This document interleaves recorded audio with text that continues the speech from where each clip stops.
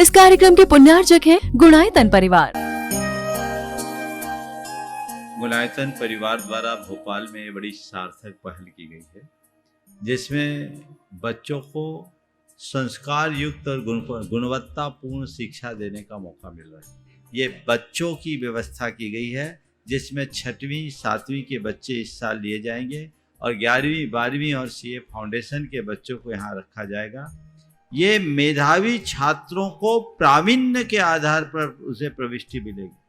पूरे देश भर से प्रविष्टि आएगी।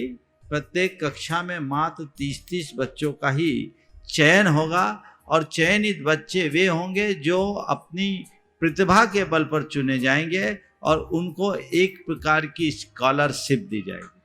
ये छात्रवृत्ति के तहत पढ़ेंगे। गुणायतन के समाज कल्याण की दिशा में एक बहुत अच्छी पहल है और ये सार्थक पहल है। इसकी शुरुआत भोपाल से हो रही है। ये भोपाल वालों के लिए बहुत गौरव का विषय है। इसके लिए गुणायतन के साथ विद्यासागर इंस्टीट्यूट और सेज और एपीटी, इन तीनों को भी मैं बहुत बहुत आशीर्वाद देता हूँ।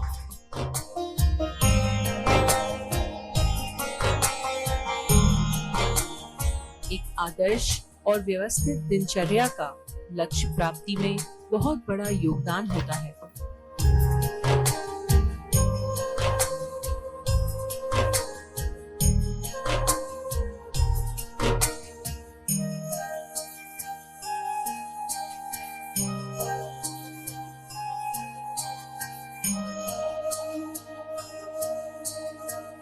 मंगलालम च सव्वेसिम मंगलालम च सव्वेसिम पढ़मं हो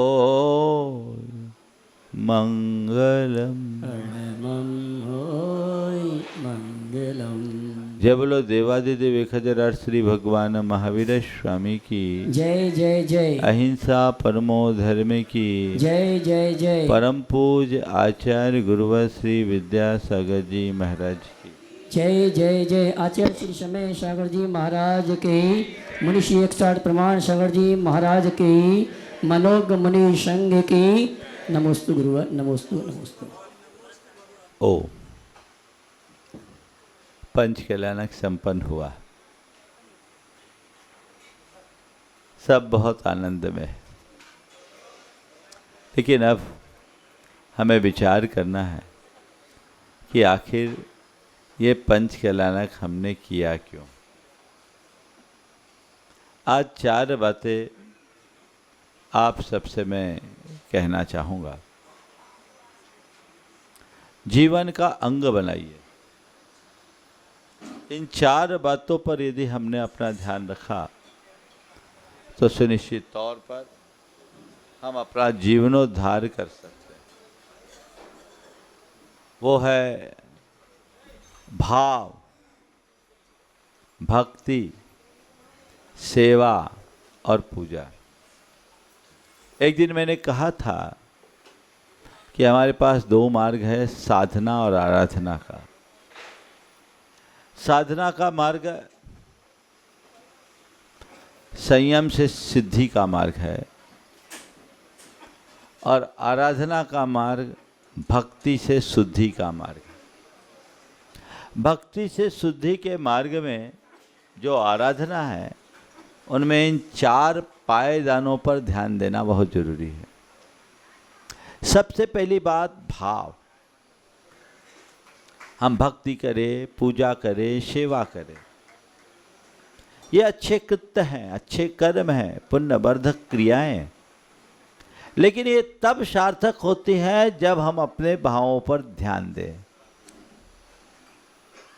भावपूर्वक किए जाने वाली छोटी सी क्रिया का भी बड़ा फल मिलता है और भाव के अभाव में की जाने वाली बड़ी बड़ी क्रियाएं भी निरर्थक हो जाती।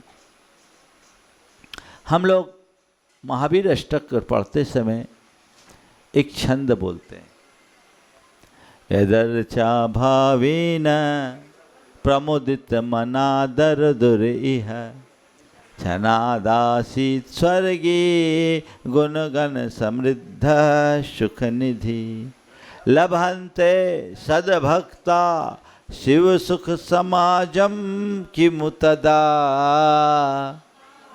महावीर स्वामी नयन पथगामी भवत में। यद अर्चा भावे ने जिनकी पूजा की भावना से, अभी पूजा की नहीं है, पर पूजा के विशुद्ध भाव से प्रसन्न मन वाला मेढक एक क्षण में स्वर्ग का देव बन गया। कहानी आप सबको पता है, लेकिन इस कहानी के पहले एपिसोड पर जब ध्यान देंगे तो आज का प्रतिपाद्य पूरी तरह स्पष्ट होगा। इस कहानी का पहला पूर्ववर्ती अध्याय क्या कहता है? वो मेढक कौन था? वो मेढक एक सेठ था। क्या नाम था? जो भी होगा, अरहत दास या जो भी हो, वो सेठ था और उसके सामायिक का नियम था। एक दिन वो दीप जला करके सामायिक कर रहा था कि जब तक ये दीप जलेगा मैं सामायिक में रहूंगा। उसकी धर्मपत्नी ने सोचा कि ये कोई विशिष्ट अनुष्ठान करे, दीप बुझने ना पाए, इसलिए बार बार उसमें घी डालते जाएं। वो अपने संकल्प में तो अडिग रहा, लेकिन उसका मन विचलित हो गया। उसे प्यास की वेदना सताने लगी और पानी की प्यास में वह पीड़ित होते हुए अपना प्राण छोड़ा। कर रहा था सामायिक और रट रहा था पानी। समझने की बात है, थोड़ा गहराई से समझिए। हर धर्मी को इन बातों पर गंभीरता से विचार करना चाहिए। क्रिया कौन सी थी? सामायिक। और भाव क्या था? प्यास से पीड़ित, पानी की रट। नतीजा क्या निकला? वो अपने ही घर के कुएं में मेढक बना। क्या मनोविज्ञान है! मेढक बन गया। कौन? सेठ। क्यों बना? बिना भाव के सामायिक करने से। मेरी क्रिया क्या है इसका अर्थ नहीं है, उस क्रिया के पीछे की भावना क्या है यह सबसे महत्वपूर्ण है। भावना कैसी से जानो, उसे पहचानो। हम धार्मिक क्रियाएं बहुत करते हैं और अपने आप को कृतार्थ महसूस करते हैं, लेकिन कई बार मूल में भूल हो जाती है। जब भी इस घटना का स्मरण, इस कथा का स्मरण आता है, रोंगटे खड़े हो जाते हैं। आर्त शास्त्र की भाषा में अगर बात करूं तो आर्त ध्यान के साथ अगर हम धर्म ध्यान भी करेंगे तो दुर्गति के पात्र बनेंगे। वो मेढक बन गया, जल का कीड़ा बन गया, जल जीव बन गया। भाग्य से सेठानी पानी निकाल रही थी, उसकी बाल्टी में वो मेढक आ गया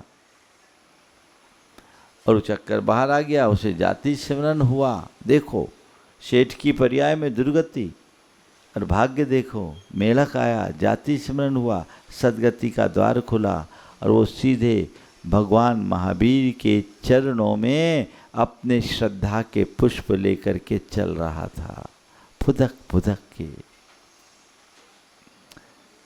एक छोटा सा फूल मुंह में लिया है, मेढक के मुख में क्या समाएगा?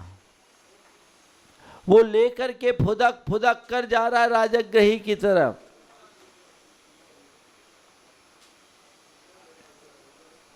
और रास्ते में राजा श्रेणी के हाथी के पांव के नीचे आ गया। पूजा का भाव लेकर चला है, अभी पूजा नहीं की है, लेकिन राजा के पैर के नीचे आया, मर गया। सैनिक समोसरण में पहुंचा, देखा एक महर्दिक देव भगवान के समोसरण में है और उसके मुकुट पर मेढक का चिन्ह है। शरणिक राजा ने भगवान से पूछा, प्रभु ये एक अतिरिक्त रूप लावण्य और कांतिवान देव यहाँ है और इसके चिन्ह में, मुकुट के चिन्ह में मेढक की आकृति क्यों बनी, आखिर ये कौन है, असाधारण प्रतीत हो रहा है। भगवान ने कहा, पूरी कहानी सुनाई कि भगवान शरणिक, ये तेरे हाथी के पाँव के नीचे दबा हुआ मेढक है, भक्ति भाव से प्रेरित होकर आ रहा था और उस भक्ति भाव के पुण्य के प्रताप से ये स्वर्ग का महार्दिक देव हुआ, जो अतीत में कुएं का मेढक बना पानी की प्यास में, और भगवान की भक्ति के भाव में क्या बन गया, स्वर्ग। इसी बात को आचार्य समंतभद्र महाराज ने इन शब्दों में रेखांकित किया। अरहत चरण सपरिया महानुभावम महात्मना मोदत भेक प्रमोद मत्ता कुसुमे ने केन राजग्रहे।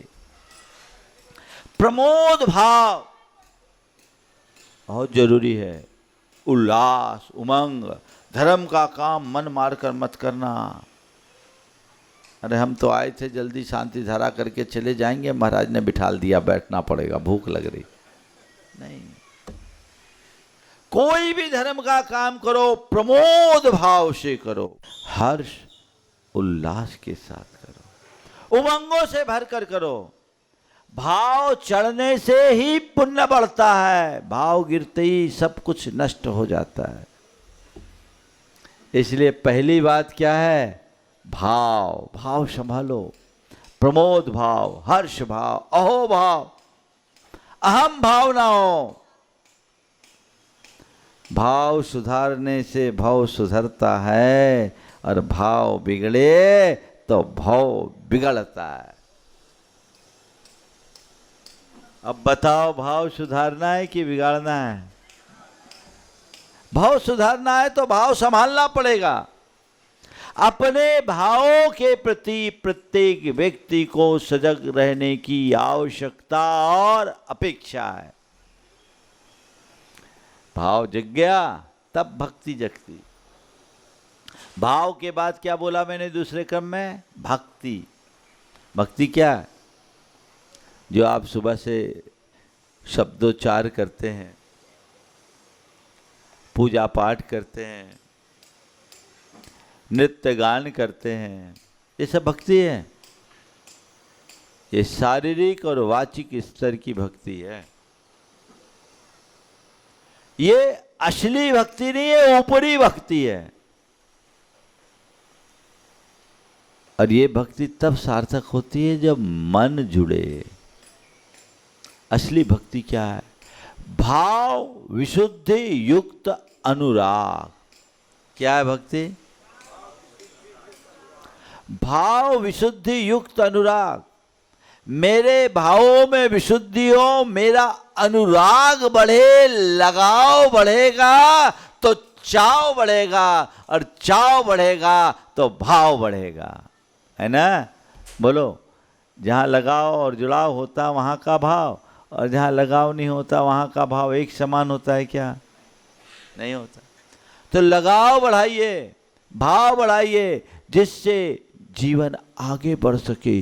अनुराग, भगवान के प्रति, गुरु के प्रति, धर्म के प्रति हमारा अनुराग जितना प्रगाढ़ होगा, भक्ति उतनी प्रबल होगी। तो ऐसा अनुराग भावों को संभालते हुए जगना चाहिए। तो भाव के बाद क्या है? भक्ति। भक्ति हो और भाव ना हो तो गड़बड़। और भाव है तो महाराज जी आपने कहा भाव ही संभालना है, तो हम तो भाव ही रखें। अगर तुम्हारे मन में भक्ति होगी ना, तो क्रिया के बिना नहीं रह पाओगे। तुम सेवा भी करोगे और पूजा भी करोगे।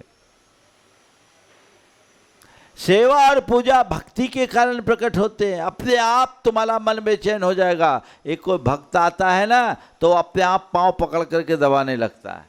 कौन रोक प्रेरित करता है उसको? उसके अंदर की भक्ति। और भक्ति नहीं है, कोई ज़्यादा ज्ञानी आ जाए तो दिमागी कसरत ही करेगा, उसके अंदर वो भाव नहीं आएगा। तो भक्ति मनुष्य को मुखरित करती है सेवा और पूजा के लिए। अगर तुम्हारी क्रिया में सेवा पूजा नहीं है तो समझ लेना भक्ति नहीं है। हाँ, सेवा पूजा हो तो भी भक्ति हो ये कोई जरूरी नहीं, लेकिन भक्ति होगी तो सेवा पूजा जरूर होगी, क्योंकि भक्ति अनुरक्ति प्रकट करती है और अनुरक्ति की अभिव्यक्ति सेवा और पूजा के रूप में परिलक्षित होती है। क्रिया तो होनी ही चाहिए ना, तब तो उसका फल मिलेगा। नहीं तो कहो नहीं हमें तो भाव अच्छे रखने, महाराज ने कहा भाव अच्छे रखने, भाव अच्छे रखने। एक बार की बात है, हम क्षुल्लक अवस्था में थे, पपोरा जी की बात है 1986 की। एक वरिष्ठ विद्वान थे, उन दिनों वो शास्त्री परिषद के अध्यक्ष होते थे। हमारा आहार हो रहा था, वो महानुभाव आहार देख रहे थे। एक माता जी थी जो उनकी रिश्तेदार भी लगती थी। उन्होंने कहा पंडित जी आप बिछोला पैर लो, बुंदेलखंडी में बोला, पंडित जी आप बिछोला पैर लो। उन्होंने कहा नहीं हमारी तो अनुमोदना है, हमारी तो अनुमोदना है। मैं सुन रहा था। उस माता ने कहा पंडित जी अनुमोदना तो मूक बधिरों के लाने आए, लूले लंगड़े के लाने आए, आप जैसे विद्वानों के लाने थोड़ी आए। जो समर्थ न हो वो अनुमोदन करे, समर्थ होने के बाद भी जो केवल अनुमोदना की भाषा बोले यानी उसका अनुराग नहीं है। ये वाक्य सुने तो वो पंडित जी हिल गए और उनने कहा जो बातें मैंने शास्त्रों से नहीं सीखी वो इन माता के एक वाक्य ने सिखा दिया, है ना। ये अंतरंग के प्रमाद को प्रकट कर रहा है, तुम्हारे आलस को उजागर कर रहा है, तुम्हारे अंदर की भक्ति या श्रद्धा की दुर्बलता को दिखा रहा है। क्या गहरी बात बोली। अनुकूलता न होने पर अनुमोदना है। मैं पूजा नहीं करना, हम तो अनुमोदना कर रहे, कौन बड़े बदले कपड़ा। तो ये तुम्हारी भक्ति नहीं है, ये तुम्हारा आलस है, ये तुम्हारा प्रमाद है, ये तुम्हारे अंदर की दुर्बलता है। भाव अच्छे होंगे, भक्ति होगी तो सेवा भी करोगे और पूजा भी करोगे, और भाव भक्ति से भरकर सेवा पूजा करने वाले का ही उद्धार होता है। वंदना करने गए, चढ़ गए, भगवान कहाँ आ गए, फंस गए, अब तो दोबारा नहीं आए, गए काम से। महाराज थक जाते तो ऐसा होने लगता है, अरे उसको थोड़ा सुधार लो, तुम्हें कोई जबरदस्ती पहाड़ भेजा, बल्कि उस समय प्रतिक्रिया दूसरी करो। हे भगवान, समर्थ न होने के बाद भी आपकी कृपा से इतनी सामर्थ्य आ गई कि इतना चढ़ गया, प्रभु ऐसी शक्ति दो कि अब की बार थकान भी ना आए। थक गए अब ना आएंगे ऐसा नहीं, प्रभु ऐसी शक्ति दो कि मैं उड़ के आ सकूं, अंतिम सांस मेरी आपके चरणों में निकले। ये सकारात्मक होना चाहिए ना। भाव कभी गिरने मत दीजिए, भक्ति को बनाए रखिए, और भाव और भक्ति संभले रहेगी तो सेवा और पूजा में आप कभी पीछे नहीं रह पाओगे। तो अब जाइए, आप लोग घर जा रहे हैं, इन चारों सूत्रों को याद करके जाना है। याद करके नहीं जाना, अपने साथ लेकर जाना है कि हमें अपने भाव को, अपनी भक्ति को संभालते हुए सेवा और पूजा के कर्म में तत्पर होना है।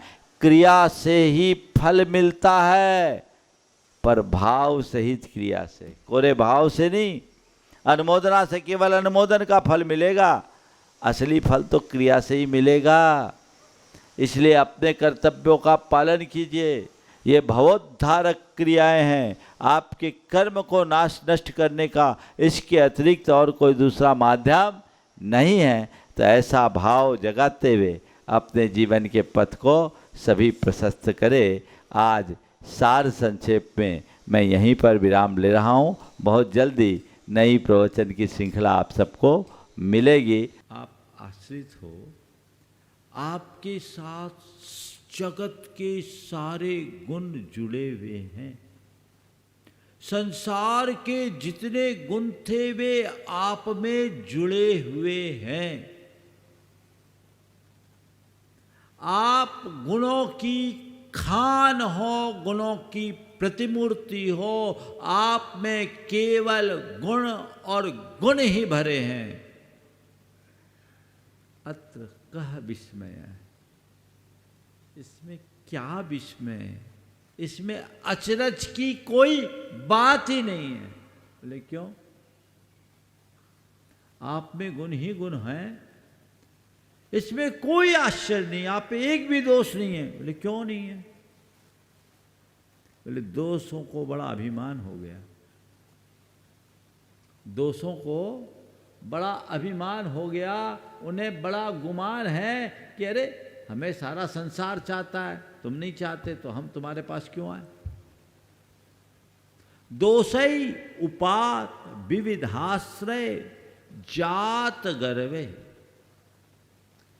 उपात प्राप्त किया है विविध आश्रय को, जिन्होंने ऐसे दोषों के द्वारा जिनके अंदर ये अभिमान है, विविध आश्रय से उत्पन्न अभिमान है जिनको, ऐसे दोष स्वप्नांतरे भी, स्वप्न के मध्य भी, न कदाचित कभी भी इच्छितः देखा नहीं है। दोष आपको सपने में भी देखना पसंद नहीं करते। क्या अलंकारिक कथन है। दोष आपको सपने में भी देखना पसंद नहीं करते। क्यों? क्योंकि उनको अभिमान है। किसका अभिमान है? सारा संसार हमें अपनाया, इसका अभिमान है।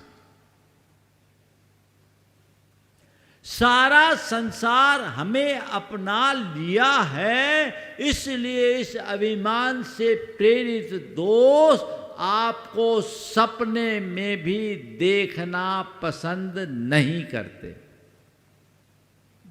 इसलिए आप में सारे गुण ही गुण है, एक भी दोष आपके पास आ ही नहीं पाए, आते नहीं है, और गुण सब आपके आश्रित हैं। तो हे भगवान, आप निरवशेष गुणों के भंडार हो। छंदकार तो पूरा हो गया, लेकिन अपना काम पूरा नहीं हुआ। क्यों? भगवान में केवल गुण ही गुण हैं और हम में क्या है?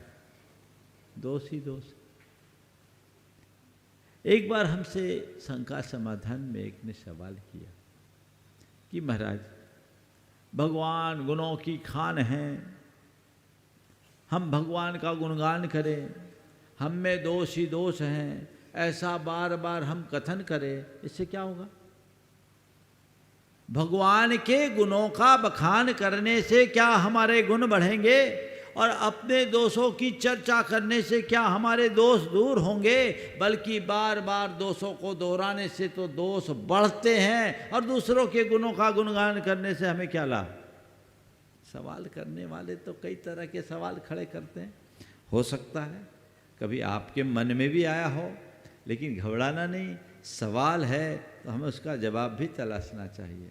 हमने कहा बिल्कुल ठीक कहते हो, ऐसे भगवान के गुणगान करने से हमारे अंदर गुण आए ये कोई ज़रूरी नहीं, और अपने दोषों का बखान करने से हमारे दोष दूर हों ये भी कोई ज़रूरी नहीं। पर मैं तुमसे एक सवाल करता हूँ, ये बताओ, दर्पण देखते हो? बोले हाँ देखते हैं। क्या देखते हो दर्पण में? बोले अपना प्रतिबिंब देखते हैं। क्यों देखते हो? दर्पण में अपना प्रतिबिंब क्यों देखते हो? बोले दिख जाता है, कोई दाग धब्बा तो नहीं है। हमने कहा ठीक है, दाग धब्बा दिख जाता है तो क्या दर्पण तुम्हारे दाग धब्बे को साफ करता? बोले नहीं, दर्पण साफ नहीं करता, दर्पण में हम अपने दाग धब्बे को देखते हैं और खुद साफ कर लेते हैं। तो हमने कहा बस यही है भगवान, एक दर्पण है, उनके समक्ष आने पर हमें अपने दाग धब्बे दिखते हैं। भगवान का गुणगान करने से हमें अपने गुणों का स्मरण होता है, क्योंकि जो भगवान है वही मैं हूं। तत्वतः मुझ में और भगवान में कोई मौलिक अंतर नहीं है। जो भगवान वही मैं हूं, जैसे भगवान वैसा ही मैं हूं, भगवान के स्वरूप में और मुझ में रंच मात्र का अंतर नहीं है। मैं खोज रहा था भगवान को, मैं ढूंढ रहा था भगवान को, भगवान खोज रहे थे मुझे। मैं खोज रहा था भगवान को, भगवान ढूंढ रहे थे मुझे। अचानक वे मिल गए, अचानक वे मिल गए। न वे झुके न मैं झुका, न मैं झुका न वे झुके, न वे मुझसे बड़े थे न मैं उनसे लघु था। मैं खोज रहा था भगवान को, भगवान ढूंढ रहे थे मुझे। अचानक वे मिल गए। न मैं झुका न वे झुके, न वे मुझसे बड़े थे न मैं उनसे लघु था। एक आवरण हमें विभक्त किए था, वह हटा और मैं भगवान हो गया। यही तो आवरण है। तो तत्वतः हम और भगवान एक समान है। जब हम भगवान का गुणगान करते हैं तो उससे हमें अपने भीतर की भगवत्ता की पहचान होती है।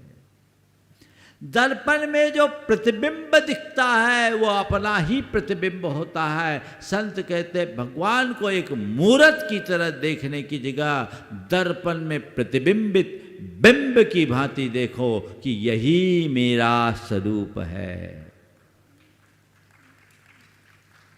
आप लोग भगवान के दर्शन करने जाते हो ना? हाँ, दर्शन करते हो। क्या दर्शन का मतलब क्या है? बोलो। प्राय यहाँ जितने लोग हैं वो सब देव दर्शन का नियम वाले होंगे, देव दर्शन करते होंगे। जो रोज नहीं करते वो भी यदा कदा तो करते ही होंगे। भगवान के दर्शन आप नित्य करते हो। दर्शन का मतलब क्या है? बोलो। भगवान को देखने जाना। बैठे हैं कि कुछ और काम में बिजी हैं, सलामत हैं कि कोई उठा ले गया है, क्या है दर्शन का अर्थ? क्या है? भगवान के दर्शन करने जा रहे हैं, इसका मतलब क्या? सच्चे अर्थों में भगवान के दर्शन का मतलब भगवान में अपनी भगवत्ता का अवलोकन है। यही मेरा स्वरूप है, इसे देखना। ये भगवान के स्वरूप को देखने का नाम दर्शन है। ये भगवान जो यहां विराजमान है, जिनके मैं दर्शन कर रहा हूं, वही असल में मैं हूं। वो मेरे भीतर का ही प्रकट रूप है। ये मेरा असली स्वरूप है। मुझे ऐसा होना है, मुझे ऐसा होना चाहिए। ये विचार अपने मन में आने लगे तब असल दर्शन है। अब क्या कहें, भगवान के दर्शन लोग कम करते हैं, मूर्ति के दर्शन ज़्यादा करते हैं। अब तो लोग मंदिरों में भी जाते तो भगवान की एनर्जी देखते हैं। कहाँ रे, यहाँ भगवान में बड़े एनर्जी है। तू क्या नापेगा भगवान की एनर्जी? वो तो अनंत ऊर्जा के धनी है, उनको कौन सी एनर्जी से नाप ले? हाँ, भगवान के चरणों में जाने वाले के अंदर की एनर्जी जग गई तो समझ लो हमने बहुत कुछ पा लिया, है ना? तो भगवान के दर्शन करने जाते हैं, यानी ये मेरा असली स्वरूप। फिर भगवान का गुणगान कर रहे हैं, यानी अपने गुणों की पहचान कर रहे हैं। जब हमें पता लग जाए कि मैं असल में कौन हूं, जैसे कोई व्यक्ति है, एक करोड़पति का बच्चा बचपन में खो गया और एक भिखारी के द्वारा पाले जाने के कारण भिखारी हो गया। अब क्या मान रहा है वो अपने आप को? भिखारी मान रहा है ना? क्या मान रहा है? भिखारी। उसकी मनोवृत्ति क्या हो गई? भिखारी जैसी। है तो करोड़पति, पर बना क्या है? भिखारी। भीख मांगते मांगते फिर रहा। अब एक रोज किसी व्यक्ति पर की उस पर नजर पड़ी, उसने उसे देखा, गौर किया, तो लगा ये तो मेरा ही बेटा दिख रहा है। इसके चेहरे से मेरा चेहरा मेरे चेहरे से इसका चेहरा मिल रहा है। हाथ में बचपन में मैंने गुदना लिखवाया था, गुदना भी दिख गया है। तो यही मैंने बचपन में इसके गले में एक ताबीज बांधी थी, ताबीज भी सलामत है। बेटा तुझे पता है तू है कौन? मुझे नहीं मालूम, ये मेरे माता पिता, इन्हीं ने मुझे पाला पोसा आगे बढ़ाया। मैं तो भिखारी का बेटा और भिखारी हूं। बेटा तू भूल रहा है, तू भिखारी नहीं सेठ है, सेठ का बेटा है। और तेरा बाप ये नहीं जिसे तू अभी तक बाप मान रखा, तेरा असली बाप मैं हूं। तू मेरी संतान है, मेरा बेटा है। अरे ये कैसी मजाक कर रहे हैं आप कहाँ करोड़पति सेठ और मैं भिक्षाचरी से जीवन बिताने वाला भिखारी, आपकी मेरी तुलना कहाँ? बेटा यहाँ कोई मजाक की बात नहीं, सत्य का उद्घाटन है। देख मेरे चेहरे को देख और अपने चेहरे को पहचान, पर तू ऐसा नहीं पहचान पाएगा। मैं तेरे सामने एक दर्पण रखता हूँ, इस दर्पण में तू अपने प्रतिबिंब को देख और फिर मुझे देख। है तो समानता, लग तो रहा है हाँ, पर मानू कैसे? देख बचपन में मैंने तेरे नाम पर हाथ में गुदना लिखाया था, लिखा है, मैंने लिखा था चिद्रूप, लिखा है चिद्रूप। हाँ चिद्रूप भी लिखा है। आहा, मैं तो अपने आप को भिखारी माने बैठा था, पर ये चिद्रूप क्यों लिखा? ये चिद्रूप तेरा स्वरूप है, तू पहचान।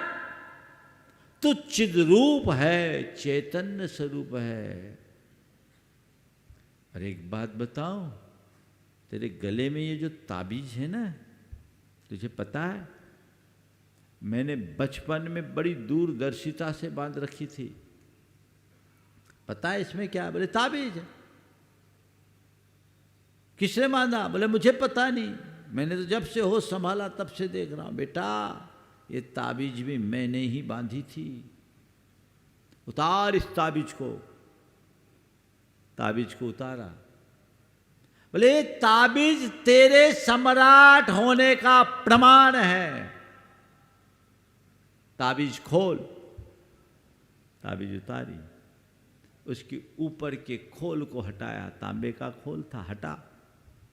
तांबे के खोल को हटाते ही दूसरी खोल निकली, उसमें वो चांदी की खोल थी। बोले इसको भी हटा। चांदी की खोल हटाई तो फिर तीसरी खोल निकली, वो सोने की खोल थी। देख के आंखें चमक गई, ये सोना मेरे पास, मेरे गले में बंधा। बोला बेटा यही नहीं रुक, इस सोने के खोल को भी हटा। तो फिर जब सोने के खोल को हटाया तो उसके अंदर सुंदर नगीना मिला, हीरे का चमचमाता हुआ। बोले ये देख तू इसका धनी है। इसलिए मैं तुझसे कहता हूँ तू सेठ का बेटा ही नहीं, तू अपने आप में सेठ है। पहचानते ही दिशा बदल गई। अरे मैं तो अपने आप को भिखारी मान बैठा था। मैं भिखारी नहीं सेठ हूं। ये ज्ञान होते ही मनोवृत्ति बदल गई। अभी दूसरों से मांगने के लिए हाथ फैलाने वाला अब दूसरों के देने के लिए हाथ बढ़ाने वाला बन गया। स्वरूप की पहचान होते ही मनोवृत्ति बदल जाती है। स्वभाव का बोध होते ही प्रवृत्ति में परिवर्तन आ जाता है, उसमें सहजता आने लगती है। तो भगवान का गुणगान स्वरूप की पहचान का एक सबल माध्यम है। प्रभु आप गुण के कोश हो और मुझ में दोष ही दोष है। आप गुणों के कोश हो और मुझ में दोष ही दोष हो। आप गुण के भंडार हो और मैं दोषों की खान बन गया, जबकि है तो मुझ में और आप में एकदम समानता। होना तो मुझे में भी वही दो गुण चाहिए, लेकिन गुणवान होते हुए भी मैं आज दोषों से जकड़ा हुआ हूं।